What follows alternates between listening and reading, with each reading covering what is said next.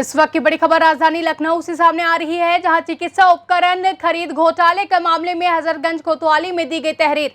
आप पार्टी के legal adviser Harishankar Pandey ने दी तहरीर। पार्टी के मुख्य प्रवक्ता वैभव माहेश्वरी भी रहे मौजूद। बता दें, मंत्री समेत कई अफसरों के खिलाफ तहरीर दी गई है, जहां मंत्री सुरेश खन्ना, प्रमुख सचिव आलोक कुमार और लोहिया के निदेशक के खिलाफ तहरीर दी गई।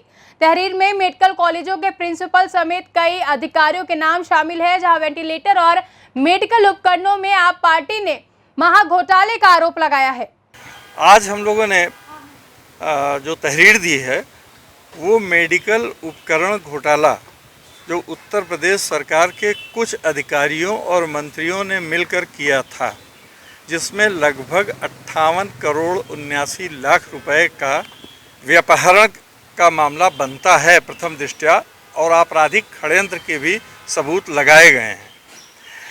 इसलिए हम लोगों ने माननीय जो हमारे चिकित्सा शिक्षा मंत्री हैं सुरेश खन्ना जी, उसके बाद आलोक कुमार जी हैं जो प्रमुख सचिव चिकित्सा शिक्षा हैं, सौरभ बाबू हैं जो IAS अफसर हैं और महानिदेशक चिकित्सा शिक्षा हैं।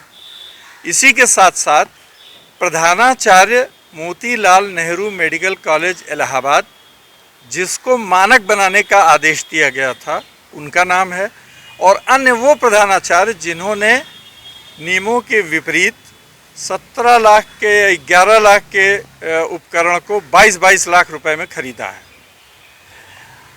आपको सुन के ये ताज्जुब होगा कि उत्तर प्रदेश शासन का एक आदेश 15 अप्रैल 2021 को जारी हुआ था, जिसमें ये कहा गया था कि कोई भी उपकरण की खरीद बिना जेम पोर्टल या ई निविदा के नहीं की जाएगी।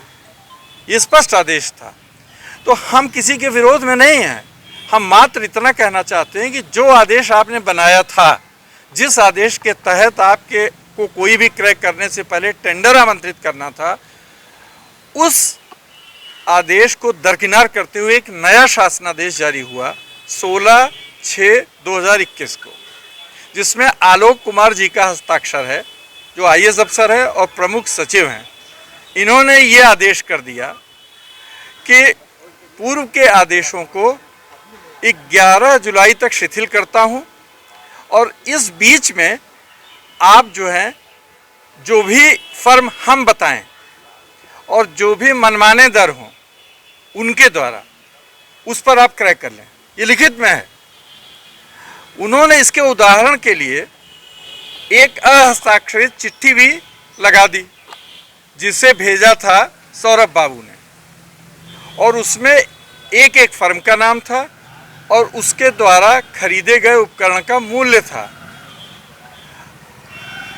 इसके अलावा फिर एक देखिए कितनी होशियारी से धोखाधड़ी की गई है कि एक ही शासनादेश में 2 तरह के क्रय की व्यवस्था कर दी गई कि जो उपकरण हमारे निर्देश के हिसाब से छोटे क्रय किए जाएंगे उसको तो आप उसी दाम पे क्रय कर लें, लेकिन जो बड़े उपकरण हैं उनके लिए 15/4 का आदेश लागू होगा, उसमें ई टेंडर की जरूरत पड़ेगी।